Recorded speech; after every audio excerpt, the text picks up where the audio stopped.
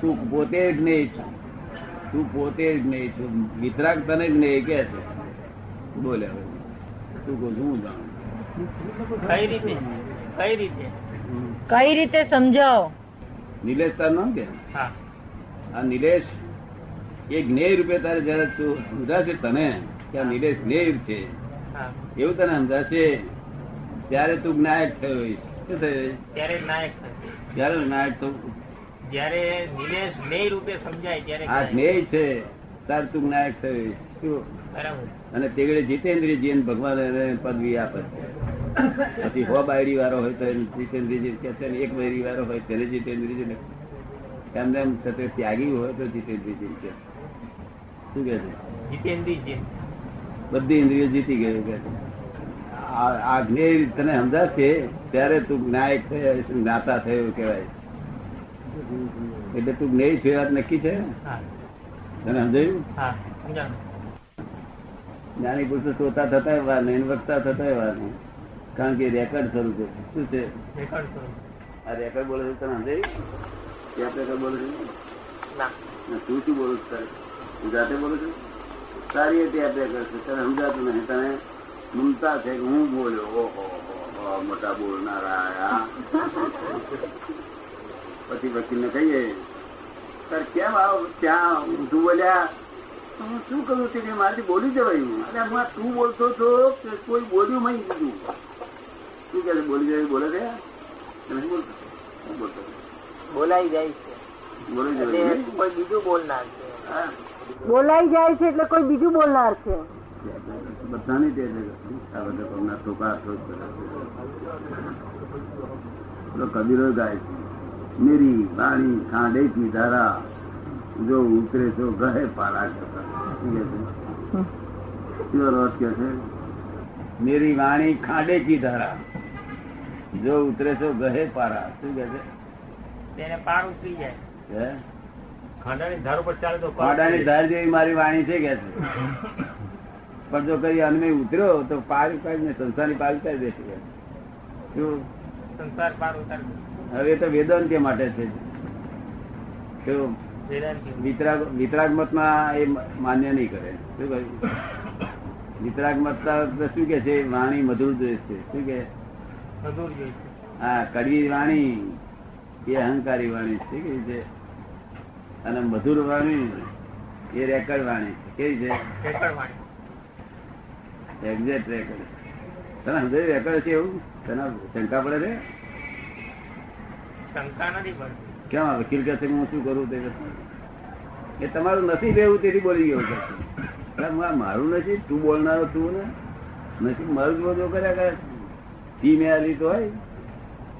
જગત બહુ સમજવું પડશે. આ જગત આવડું નથી. ત્યાં જોયું ને એ તો વાર જોયો છે.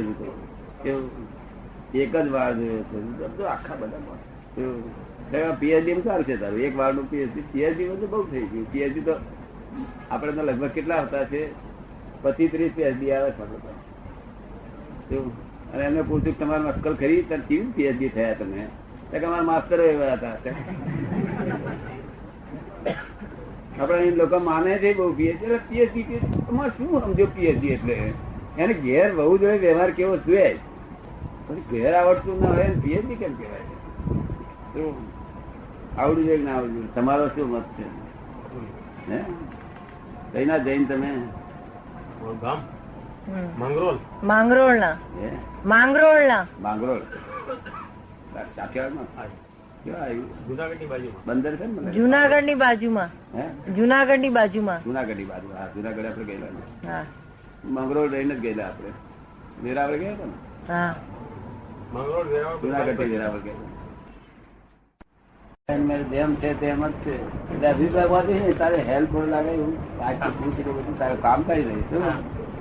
અભિપ્રાય જોખમ છે. હા જય સારું. હે મગજમાં ઉતરી જાય એવું સમજાવી શકે છે. સમજાવી શકે છે. સારું મગજમાં ઉતરી ના, જાય એટલે એવું. જેટલું તને કામ લાગે એટલું તું સમજી લે. ના કામ લાગે તો આપણે છોડી દેવું. સમજ ને? બરાબર. તું છોડી દઈશ એ કઈ તને કામ ના લાગે એવું નથી. તને પોતાને નથી દેખાતું એટલે માટે તું છોડી દેવું. હા બરાબર. તને એની વેલ્યુ તને ના દેખાય. શું મૂળ તો વેલ્યુ હોય પણ તને ના દેખાય ત્યારે શું કરે પોતે? છોડી દે. આ સમજ ને? એ દ્રષ્ટિ છે તારી. બરાબર. એની તારી દ્રષ્ટિ સરખી હોય તો તું લઈ લો. માટે બધી વાતચીત કરે, મારી બધું કરે. અને તમારી બેને માને એમ ના આવે તો મને પૂછવું કે આ શું કહેવા માંગે.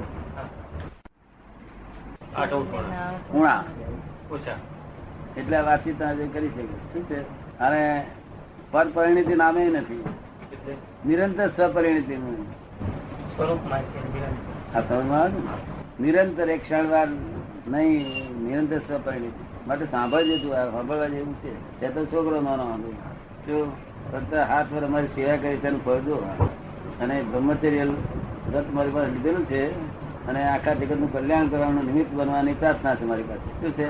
જગતનું કલ્યાણ કરવાનું. હા, અને નિમિત્ત બનવાની. પોતાનું કલ્યાણ કરવું નથી, નિમિત્ત થવું. શું થયું? નિમિત્ત થવું. એની પ્રાર્થના છે. બરોબર છે? સારી વાત છે. તમને ગમી મારી વાત? વાતચીત કરવી કોઈ જગ્યાએ છે જ નહીં. તેથી લોકો આ બિચારા માય કોંકડા થી ફરે છે ને. નહીં તો જૈન તો કેવો હોય, એક એક જૈન 25 મિનિટના રેડિયસમાં સુગંધી આવે. છે ભાઈ સુગંધી વાળા જૈનો છે. મેં અમદાવાદના શીખ્યો બધા ભેગા કર્યા અને મેં કહ્યું તમારી સુગંધીઓ ક્યાં છે? કહ્યું તમારા સેક્રેટરી મેં પૂછ્યું મેં શેઠ ક્યાં ગયા? સેક્રેટરી સાહેબ કે છે, સેક્રેટરી કે છે સાહેબ એની વાત પૂછવા જેવી નથી. તમે કેમ? માત્ર કાઢી નાખીને બોલો કે છે. શું કે છે? શેઠ ઉપરથી માત્ર કાઢી નાખો. શું રહ્યું પછી? આવા મોટા માલિકો શર્ટ થયા, તમને શરમ નથી આવતી? બીજું કઈ નહીં, પોતાનો ગુનેગાર નથી, ખરેખર ગુનેગાર નથી, નૈમિત્તિક ગુનેગાર છે. શું છે? પણ જરા શરમ તો લાગે છે. આપણે તો એવા કેવા પાક્યા તો મારી શું કહ્યું? ભગવાન તો પણ પહેલે જ જાણતા હતા. મહાવીર કહેતા હતા વંક જડાય પછી માં. શું કે છે? એક્સેપ્શન કેસ અપવાદ વગર વંક જડાય પછી માં. શું કહ્યું? પાછળ બધા એમના વાંકાને જડ થશે એમ. બધા વાંકાને જડ થશે. શું કે છે? એક્સેપ્શન અપવાદ સિવાય કે છે વાંકાને જડ. એમનો દોષ નથી બિચારાનો. એમને આ 25 વર્ષનો કાળ ચક્કર આવ્યું ને તે હોંધો જ ના મળ્યો. તો આપણને જ્ઞાન મળ્યું એમાં એને ઇનામ આપવા જેવું નથી, અને એમને આવું થઈ ગયું તે દોષ આપવા જેવું નથી. કેવું છે? જેવું શું કહેવા માંગુ છે? આને જ્ઞાન મળ્યું છે કે ઇનામ એની કઈ બહાદુરી નથી, આ નૈમિત્તિક છે. શું છે? અરે પેલા કઈ ગુનેગાર નથી, એ નૈમિત્તિક છે. આપડે સમજાય ને? એટલે કોઈને ભોગવવા જેવું એવું નથી, વખાણવા જેવું જગત નથી. પણ જો જરાક શરમ લાગે ને તો બહુ કલ્યાણ છે. કેવું મહાવીર સિદ્ધાંતિ, કેવો સાયન્ટિસ્ટ માણસ જેનો આખું જગત કબૂલ કરે. તો આ તો જગત તો નહીં પણ બીજા હિન્દુસ્તાનના બીજા ધર્મવાળા એક્સેપ્ટ નહીં કરતો. કેવું જગતે એક્સેપ્ટ કરવું જોઈએ. શું આખું તને લાગશે કે કરીશું એમ? સાયન્ટિસ્ટ બધું સાયન્ટિસ્ટ એક્સેપ્ટ કરવું જોઈએ. આ તો એક ખાબડામાં પડી રહી અને એકાંતિક થઈ ગયેલા છે. શું છે? એકાંતિક. અને એકાંતિક જૈન ધર્મ અનેકાંતવાદ છે ને? જૈન ધર્મ તો અનેકાંતવાદ છે ને? જૈન ધર્મ તો અનેકાંતવાદ છે ને? નહીં, જૈન ધર્મ અનેકાંતવાદ છે. એ તો મહાવીર વિતરાગ નો અનેકાંત છે. એ જૈને સ્વીકાર કર્યો છે. શું કર્યો છે? સ્વીકાર કર્યો કે આ વાત સાચી, અને બીજા લોકોએ સ્વીકાર ન કર્યો. જૈન એ કોઈ એવું નથી કે જૈન એ વિતરાગ માર્ગ. વિતરાગ નો માર્ગ જૈનો એ સ્વીકાર કર્યો. શું કર્યું છે? સ્વીકાર કર્યો. પણ જૈન કોને કહેવાય એ મુશ્કેલી છે ને. જૈન કોને કહેવાય એની ડેફિનેશન છે ને. કે જન્મે જૈન જૈન જણાય છે. તરત સચી ડેફિનેશન છે. રાગ દેશને જીતનાર, હે? રાગ દેશને જે જીતે એ જીત, એના અનુયાયીને જૈન. તમને લાગે ડેફિનેશન? કે છે રાગ દ્વેષ ને જે જીતે એ જીન, અને રાગ દ્વેષ ને જે જીતે એ જીન, અને તેના જે અનુયાયી એ બધા જૈન. બરોબર. એટલે એવા જીન ભગવાન જે છે એનાથી તો મારી પાસે 1 કલાક બેહે તો એ જૈન કહેવાય. સાંભળે તો સારી રીતે. સમજ ને? કારણ કે અમે જીન કે લઈએ અને તીર્થંકરો દિનેશ્વર કહેવાય. શું કહેવાય? બરોબર ને? જૈન કેવો હોય સુગંધીદાર એને મારે પૂછે કે ભાઈ ની વાત જવા દે કે છે મને બહુ હેરાન કરી નાખી છે. જૈન છે તમને સમજાય છે? મને કઈ ઘૃણા નથી કોઈની, પણ હા હું તો વિતરાગ છું. વિતરાગ છું હોવા છતાં આ વાણી બોલું છું. શું બોલું છું? સંપૂર્ણ વિતરાગ એક ક્ષણ પણ મને લાગે છે. અમારામાં અહંકાર કેટલો હોય? શૂન્યતાને પહોંચેલો. કેવું? અમારા બુદ્ધિ કેટલી હોય? બુદ્ધિ ખલાસ થઈ ગઈ. અમારા બુદ્ધિ ના એની ખલાસ થઈ ગઈ. અબૂત કહેવાય. એમાં પુસ્તકો લખ્યું છે અમે અબૂત લખ્યું વાંચ્યું છે. અબૂત વાંચ્યું. આ વર્લ્ડમાં ફર્સ્ટ નંબર અબૂત. કોઈ અબૂત હોય, કોઈ અબૂત હોય ખરું? પહેલા નંબરના અમે અબૂત. અને તો 7 વર્ષ ઉપર લખેલું પુસ્તક છે. 7 વર્ષ ઉપર લખેલું છે પુસ્તક. તો તે પહેલા હું બોલ્યો ને 7 પુસ્તક માં આવી છે ને. અમે અબૂત છીએ. અબૂત એટલે આપણે સમજમાં આવ્યું ત્યાંથી અબૂત. બુદ્ધિ ના આવે નહીં. બુદ્ધિ નહીં હોય એવું લાગે તમને? જ્ઞાન છે આપણું. જ્ઞાન છે આપની પાસે. હા, જ્ઞાન બુદ્ધિ કઈ ફેર છે કઈ? ટીવીમાં તો શું થાય કે પછી એની સાથે અડાવડા સવાલો બી કરે, તર્ક વિતર્ક કરે. બુદ્ધિ સાથે તો શું થાય કે અડાવડા વિચારો કરે, તર્ક વિતર્ક કરે. બુદ્ધિ ઇમોશનલ હોય. કેવી હોય? ઇમોશનમાં ના દે કોઈ. શું કરે? મોશનમાં ના રહેવાય. ઇમોશનલ હોય. ઇમોશનલ તમે સમજ્યા ને? ઇમોશનલ કોને કહેવાય?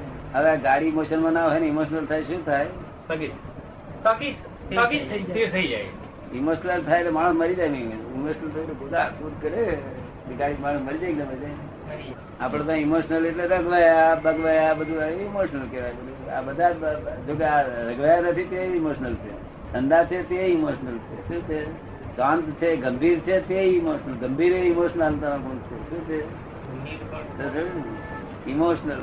ઇમોશનલ થતી વખત શું થાય? અંદર તું જાણ છે ગાડી પેલી ગાડી તું ઉતરી માણસો મરી જાય પણ અહીં લાખો જીવ. આપણે ઇમોશનલ છે તો લાખો જીવ મળી જાય. એ કેવી રીતે? નરી જીવાત જ ભરેલી છે. શું છે? ખબર પડી ને? તે ઇમોશનલ લાખો જીવોને તમારે જોખમદારી આવે અને તે જે જોખમદારી ભોગવે છે એવી જોખમદારી આવે. એ ઉડી જાય એવી જોખમદારી નથી. સાંભળ્યું ને? એ તો દુનિયાને હોય જ. એ તો કુદરતી રીતે જ હોય. શું કહ્યું? જેમ પરણેલા માણસ ને જોખમદારીઓ ભોગવવી પડે છે, પરણેલા માણસ ને એ બધા લાખો જીવોનું નુકસાન થાય છે ને, એ આ એક જોખમદારી છે.